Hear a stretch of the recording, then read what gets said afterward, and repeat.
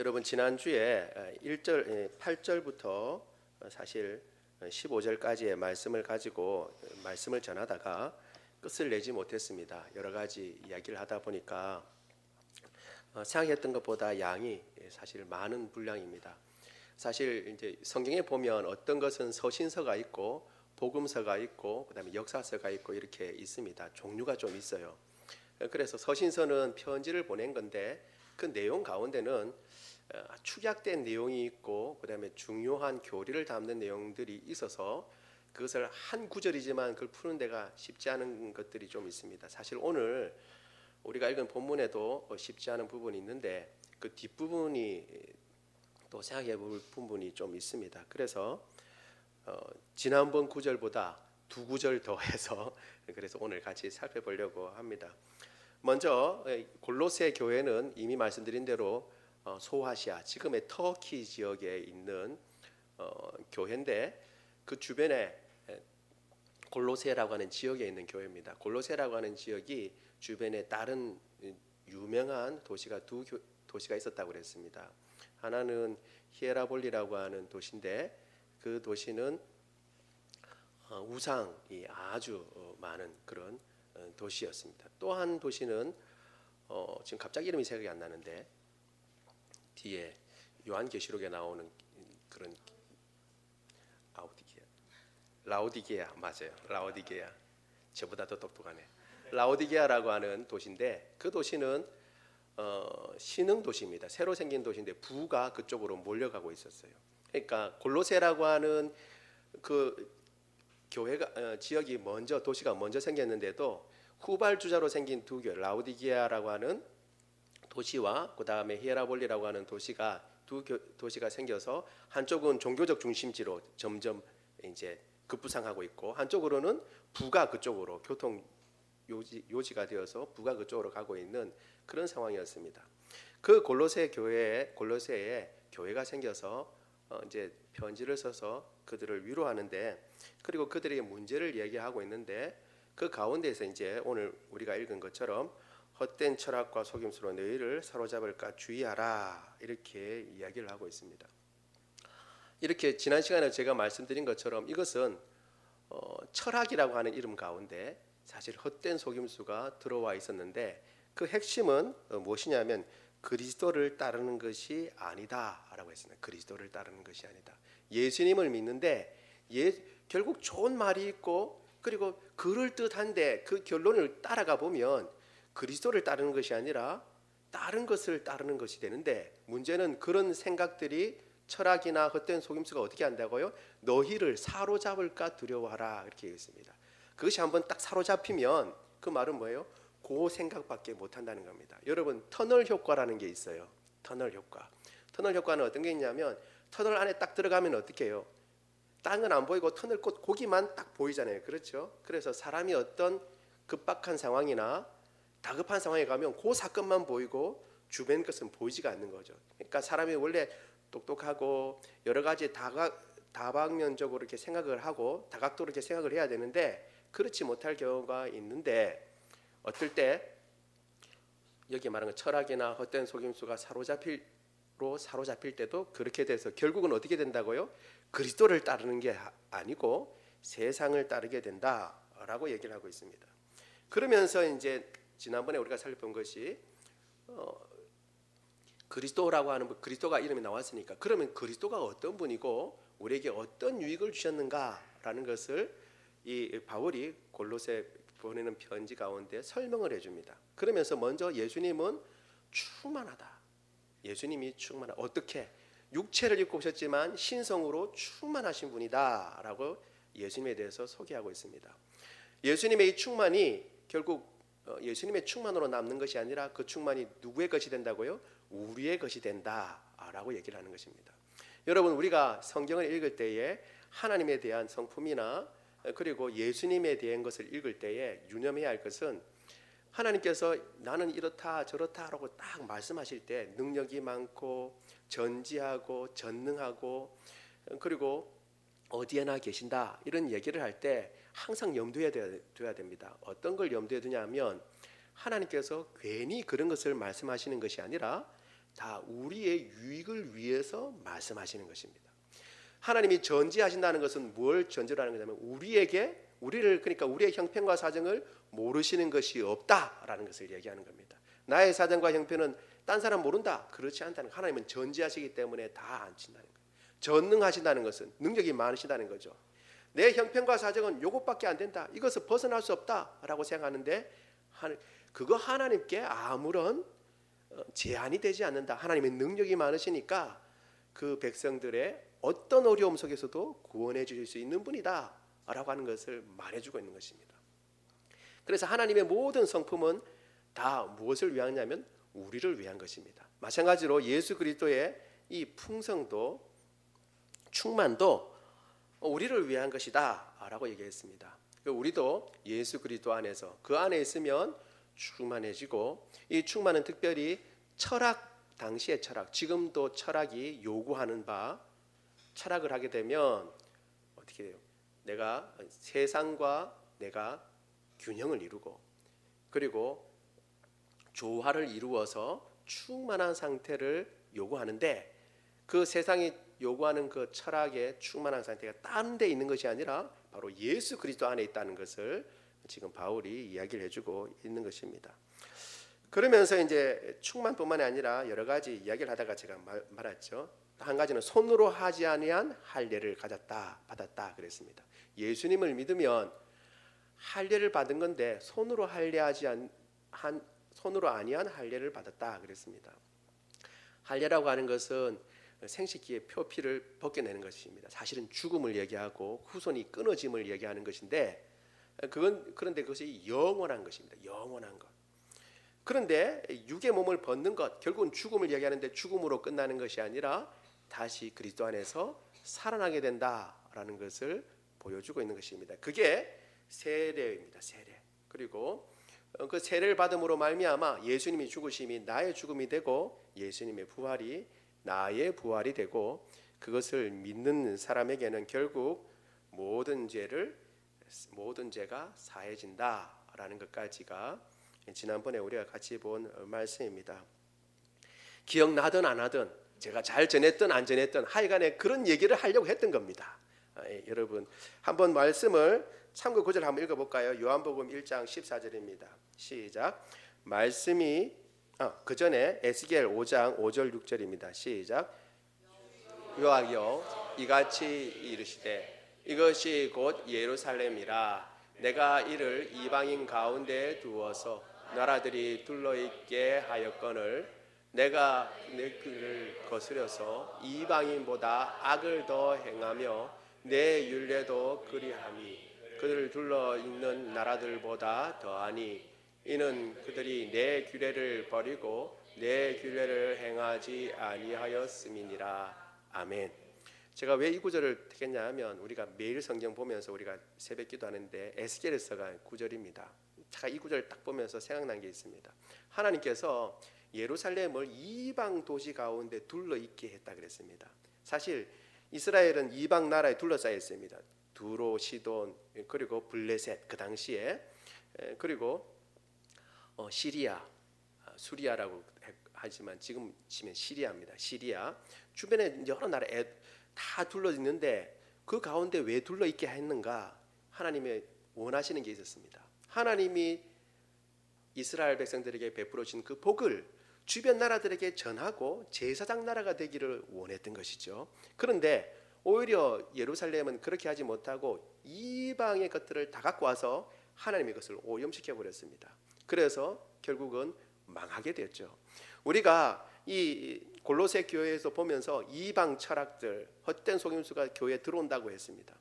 우리가 교회라고 생각할 때에 생각할 것은 교회가 있으면 아무 영향이 안 받을 것 같지만 그렇지 않습니다. 우리는 다 주변에 하나님을 믿지 않는 사람들 가운데 살고 세상에서 우리가 속하여 살고 있기 때문에 이런 영향들이 교회 안에 들어오게 됩니다. 그럴 때에 우리가 항상 유념하고 주의해야 하는 것입니다. 우리가 영향력을 미치지 못하면 외부에서 영향력이 우리에게 영향을 미치게 되어 있습니다. 그래서 우리가 이것을 유념하고 골로새 교회에 보내는 이 편지를 통해서 어떤 어려움들이 어떤 문제들이 있는가를 살펴보고 우리가 오히려 우리의 믿음을 견고히 하고 오히려 세상에 영향력을 미치는 그런 교회가 되기를 원합니다. 요한복음 1장 14절도 같이 읽어볼까요? 시작. 말씀이 육신이 되어 우리 가운데 거하심에 우리가 그의 영광을 보니 아버지의 독생자의 영광이요 은혜와 진리가 충만하더라. 우리가 다 그 충만한 데서 받으니 은혜 위에 은혜로라. 아멘. 예수님은 은혜와 진리가 충만하신 분이십니다. 그리고 그 은혜와 진리가 충만한 것을 우리에게 베풀어 주시는 분이십니다. 고린도후서 5장 1절도 같이 한번 읽어보겠습니다. 시작. 만일 땅에 있는 우리의 장막집이 무너지면 아버님께서 지으신 곧 손으로 짓지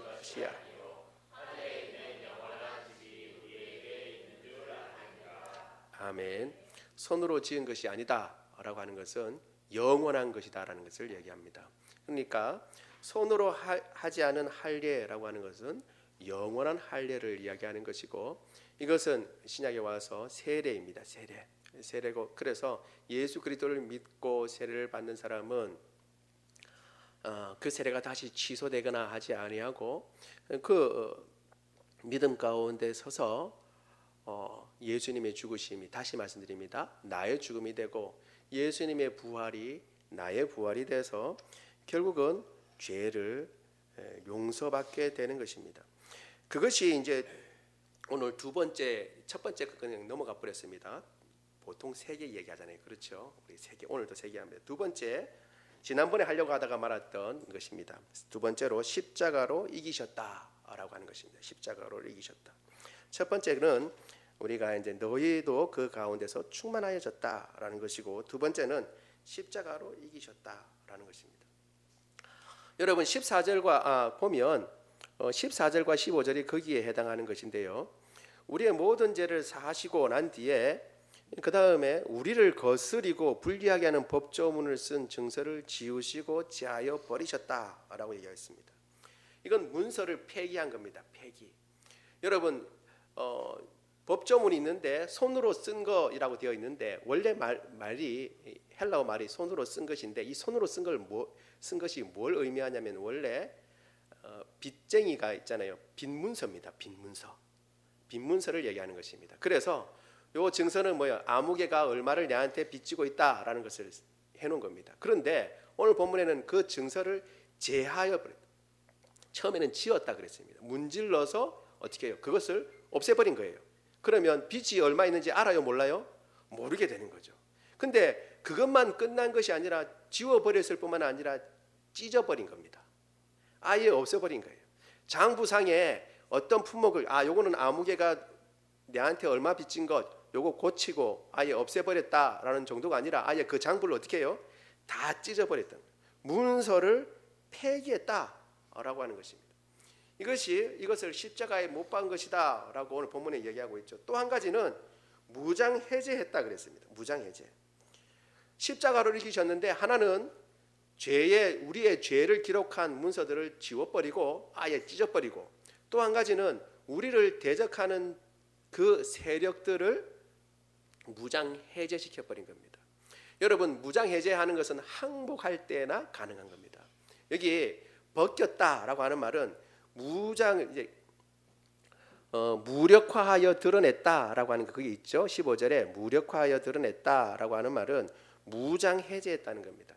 여러분 보통 이렇게 잘 아는 대로 권총은 그냥 갖고 다니는 게 아니라 권총집이 있잖아요.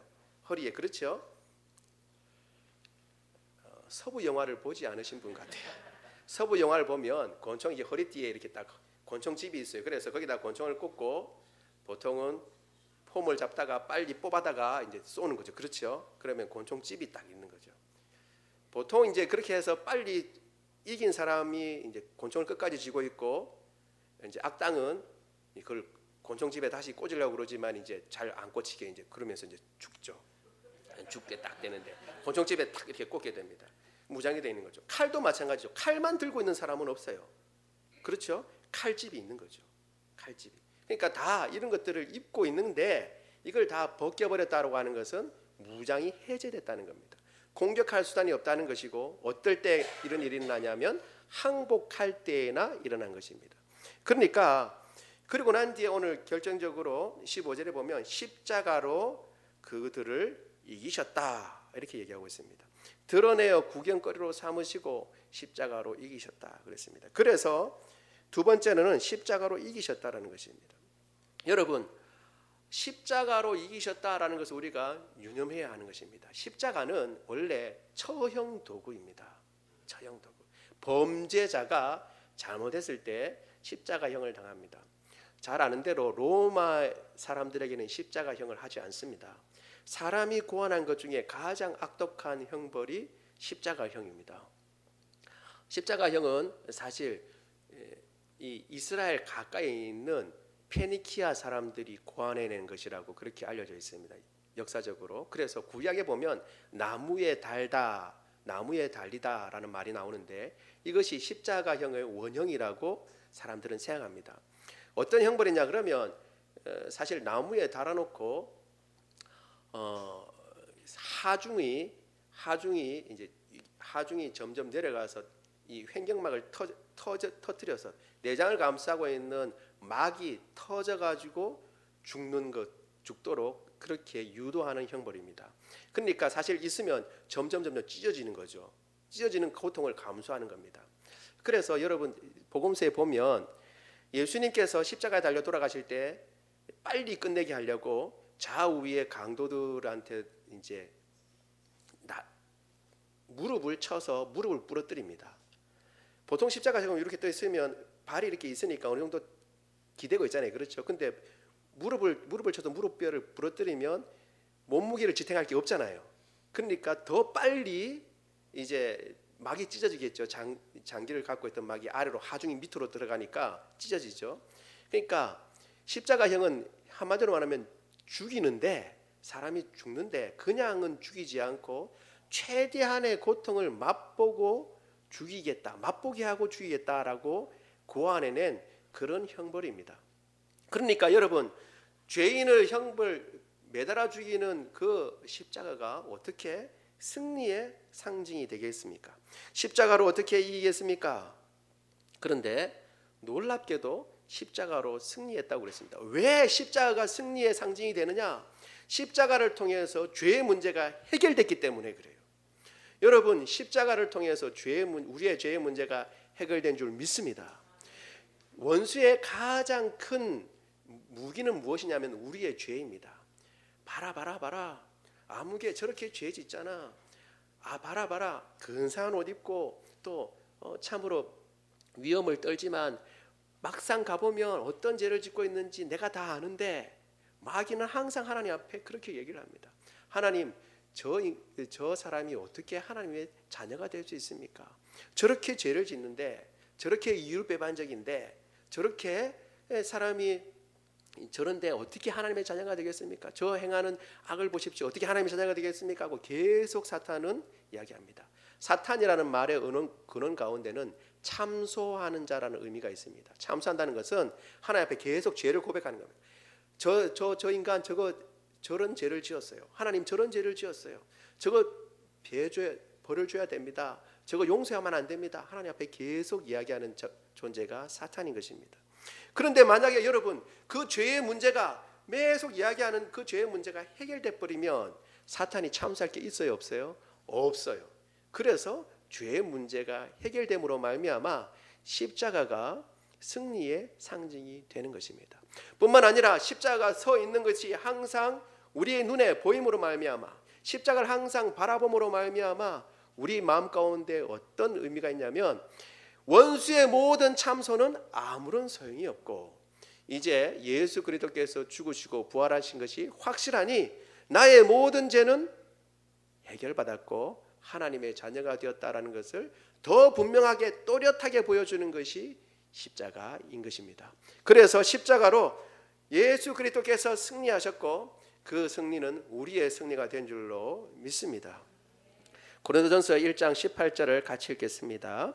시작. 십자가의 도가 멸망하는 자들에게는 미련한 것이요 구원을 받는 우리에게는 하나님의 능력이라. 고린도후서 2장 14절입니다. 시작. 항상 우리를 그리스도 안에서 이기게 하시고 우리로 말미암아 각 처에서 그리스도를 아는 냄새를 나타내시는 하나님께 감사하노라. 아멘. 우리가 항상 이기는 것은 우리가 잘 싸워서 이기는 것이 아니라 예수 그리스도께서 승리하신 그 승리가 분명하고 확실하고 너무나 또렷하기 때문에 그 승리가 나의 것이 되어서 우리가 같이 그 승리를 누리는 것입니다.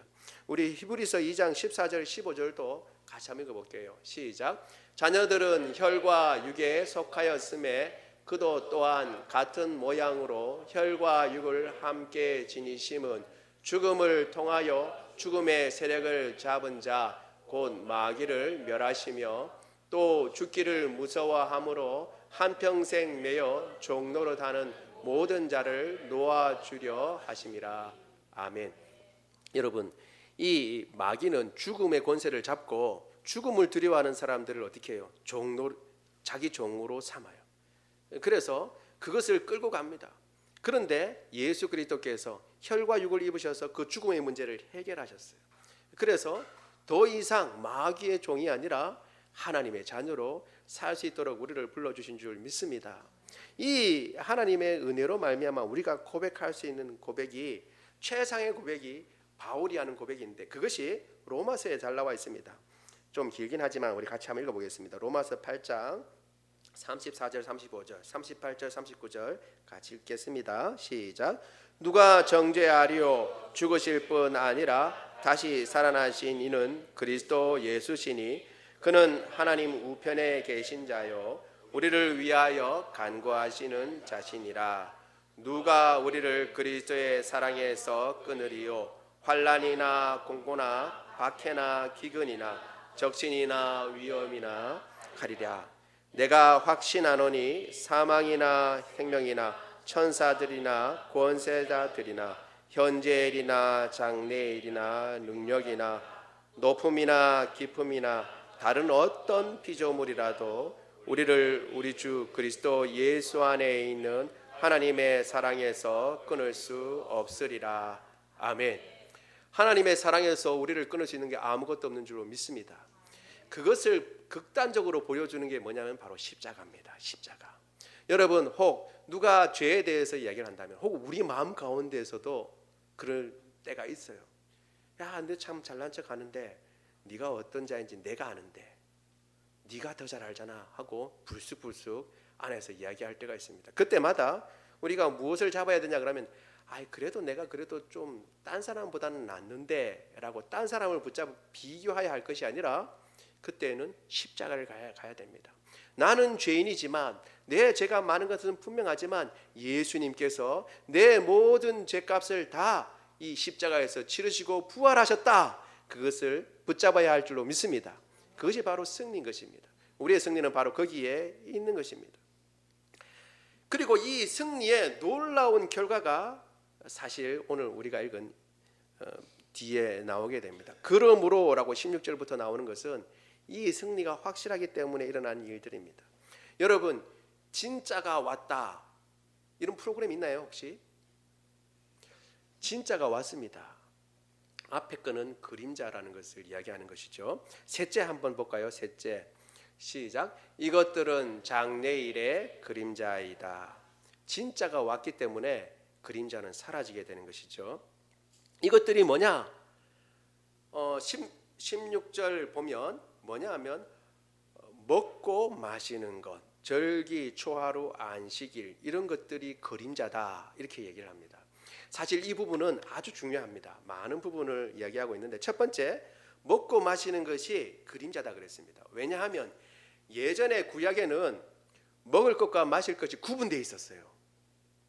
먹는 걸 여러분 혹시 구약의 정결법에 보면 굽이 갈라지고 되새김질하는 것만 먹어야 됐어요. 개고기 먹을 수 있어요 없어요? 개고기 먹으면 부정한 것 되는 거예요. 장어구이 먹을 수 있어요 없어요? 없어요. 비늘이 있어야 돼요. 비늘이 있는 거. 장어는 비늘이 없잖아요. 그래 못 먹죠. 특별히 돼지고기 먹을 수 있어요, 없어요? 굽이 갈라졌지만 되새김질을 못하니까 먹지 못합니다. 말고기는 먹을 수 있어요, 없어요? 먹을 수 있어요? 예, 되새김질하지만 굽이 안 갈라졌기 때문에 먹을 수 없어요.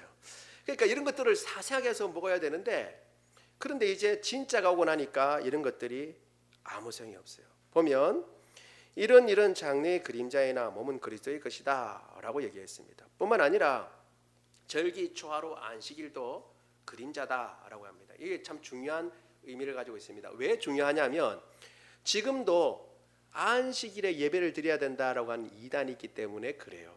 안식일에 이단을 드려야 된다. 그 이단이 뭐냐면 안식교고, 또 한 가지는 여러분 하나님의 교회라고 하는 단체를 들어봤는지 모르겠지만 사실 하나님의 교회도 아닙니다. 명칭을 그렇게 내온 거지 원래는 길자교입니다. 길자교. 장길자라고 하는 여인이 자기가 하나님의 신부, 하나님이다라고 이야기를 한, 원래 그 이단의 명칭은 앙상홍 증인회라고 하는 그러한 이단이었어요. 근데 자꾸 이름을 바꾼 겁니다. 왜냐하면 안상홍이 죽었거든요. 부활하지 못했어요. 그러니까 안상홍 이름을 지어버리고 안상홍의 부인이었던 장길자라는 여인을 내세워 가지고 이름은 거창한 하나님의 교회라고 하는 단체를 지금 해서 미혹시키고 있습니다. 이 이단도 안식교에서 나온 이단입니다. 그래서 우리가 이것을 좀 살펴보는 것이 중요합니다. 먼저 참고 구절 한번 보도록 할게요. 디모데전서 1장 3절에서 5절 같이 한번 보겠습니다. 시작. 혼인을 금하고 어떤 음식물은 먹지 말라고 할 터이나 음식물은 하나님이 지으신 바니 믿는 자들과 진리를 아는 자들이 감사함으로 받을 것이니라.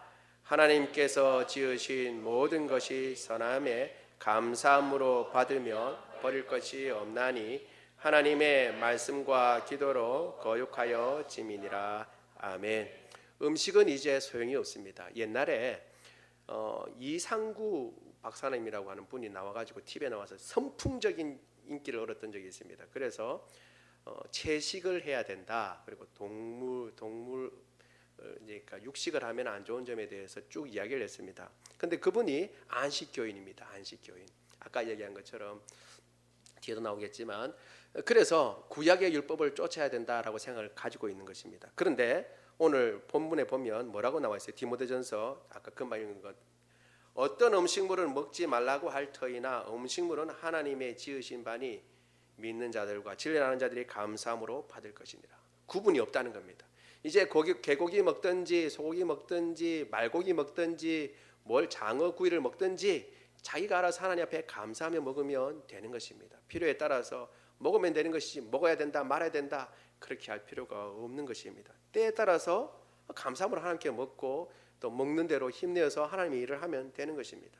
문제는 이제 안식일인데, 왜 안식일이 중요하냐면 안식일은 구약에서 꼭 지켜야 된다라고 되어 있고, 그리고 이렇게 지키는 것이 하나님의 백성된 표다라고 구약에 나와 있기 때문에 그렇습니다.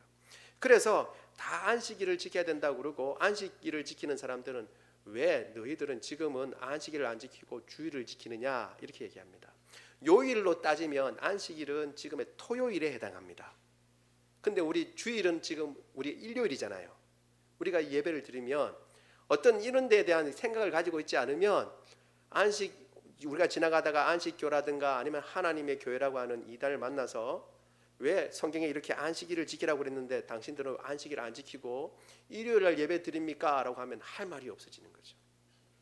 그래서 거기가 진짜 맞는 모양이다 하고 이제 돌아가게 되는 겁니다. 그러나 여러분 오늘 중요한 게 있는데 우리 17절입니다. 본문의 말씀이자 다시 한번 읽어볼까요? 17절 시작. 이것들은 장래일의 그림자이나 몸은 그리스도의 것이니라. 아멘. 그림자라고 하는 것은 원형이 아니라는 겁니다. 그림자는 원형을 보여주는 것입니다. 그림자를 봐도 대강 어떻게 생겼다라는 것은 모양은 알죠. 그렇죠. 2차원적, 단편적이긴 하지만 2차원적이긴 하지만 모양은 압니다. 그런데 원형이 오면 그림자는 사라지게 되어 있는 것입니다. 그림자라고 할 때 두 가지 전에서 명심해야 되는데, 한 가지는 어느 정도 원형을 보여준다는 겁니다. 어느 정도. 형태는 알 수 있잖아요. 그림자 보고. 그렇죠?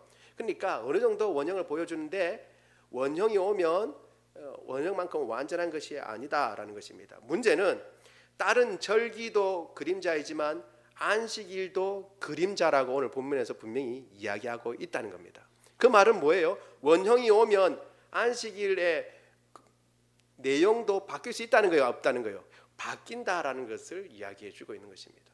구약에 보면 간단하게 말씀드립니다. 나중에 이것은 따로 기회가 있으면 이야기할 기회가 있을 줄로 압니다. 안식과 관계에 대해서 얘기할 때 구약에서는 안식일에 대한 규례가 2번 나옵니다.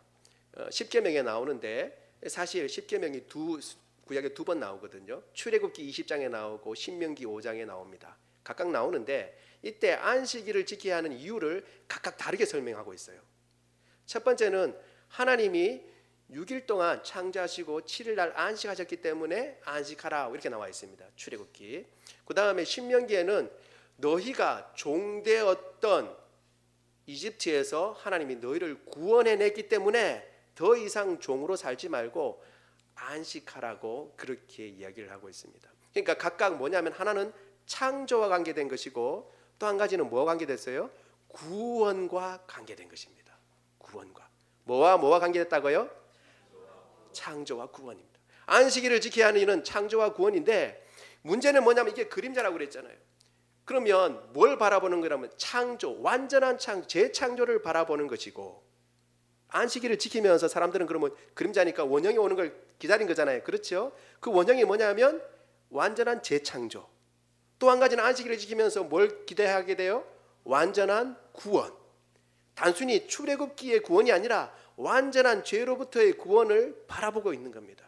그런데 이 모든 것들을 새로운 창조를 행하시고 완전한 구원을 이루신 분이 누구예요? 예수님이에요. 예수님. 그리고 예수님이 오셔서 그 구원 사역을 완성하셨기 때문에 초대 교인들은 그래서 유대인이긴 했지만 다 안식일도 지켰고 주일도 지켰고 2번을 다 지켰어요. 옛날 문헌을 보면 2개를 다 지켰어요. 그런데 뒤에 믿는 사람들 가운데 유대인이 아닌 사람들도 믿게 됐어요. 이방인들도. 이방인들이 믿고 난 뒤에는 더 이상 안식일을 지키지 않고 왜? 구원을 이루셨기 때문에 완전한 재창조를 이루신 주님의 그 구원 사역을 기념해서 오히려 그 안식일이 가졌던 개념을 가지고 주일을 지키게 되는 겁니다. 이것은 아주 중요한 일입니다. 따라서 여러분 이것을 알고 토요일 날 예배 드려도 상관없어요. 금요일 날 예배 드려도 상관없어요. 그런 개념을 가지고 있다면 상관이 없는데 그런 개념이 없이 그냥 무조건 구약에 예전에 안식일을 지키라고 했으니까 안식일을 지킨다라고 예배를 드리면 어떤 생각이 그 가운데 있냐면 예수님의 구원 사역을 인정하는 거예요? 인정하지 않는 거예요?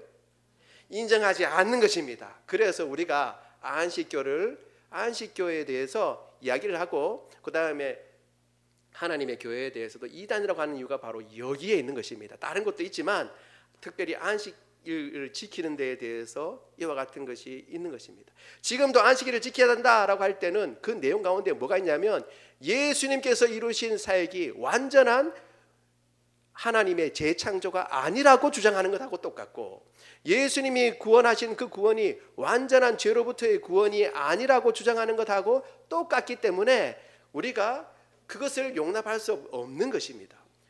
어느 날을 한 날을 기념해서 예배를 드리는 것은 상관이 없지만 예수님의 구원 사역이 완전한 것이 아니라고 주장하는 것에는 우리가 동의를 할 수 없기 때문에 우리는 우리 주일을 그리고 초대교회 때부터 쭉 이 날을 그냥 기념해서 한 날을 정해서 기념해 왔기 때문에 다른 날 바꾸지 않고 이 일요일 주일을 하나님 앞에 예배 드리는 것입니다.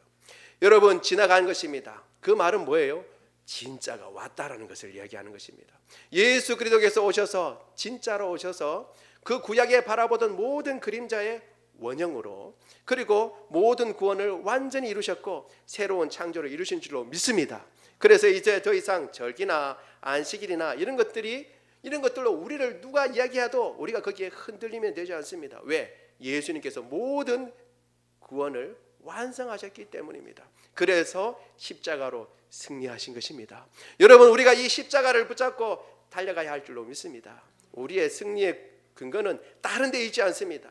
우리가 잘났고 예수님 믿어서 부자가 된 데 있지 아니하고 예수님 믿어서 더 사람다운 사람이 됐다는 거기에 있는 것이 아니라 예수 그리스도께서 십자가에 달려 나의 죄 때문에 죽으시고 부활하심으로 말미암아 내 죄 용서하시고 새로운 생명 주셨고 이제 그 구원을 완성하셔서 하나님의 자녀 삼으시고 이제 언젠가 주님께서 재림하실 때에 이 모든 우주의 질서를 새롭게 하시고 이 구원을 온전히 이루실 거라는 그 믿음 가지고 우리가 이 땅 가운데 주님의 나라를 바라보며 살아가는 사람인 줄 믿습니다. 이 믿음이 우리의 믿음이 되길 원하고 이 믿음에서 흔들리지 않는 저와 여러분 되기를 원합니다. 우리 말씀을 생각하면서 같이 기도하도록 하겠습니다. 기도할 때요, 주님 제게 주님의 충만한 것으로 충만케 해 주시옵소서. 주님 십자가로 주님 이기셨습니다. 저도 다른 거 붙잡지 않고 십자가를 붙잡고 십자가로 이기게 하여 주시옵소서. 주님 절기나 추하루나 안식일 혹은 먹고 마시는 이 지역적인 것들 지나가는 것들 그림자에 매달리지 아니하고 원형인 예수 그리스도를 온전히 바라보게 하여 주시옵소서. 우리 같이 한 목소리로 기도합니다. 사랑이 많으신 하나님 주의 은혜를 인하여 감사를 드립니다.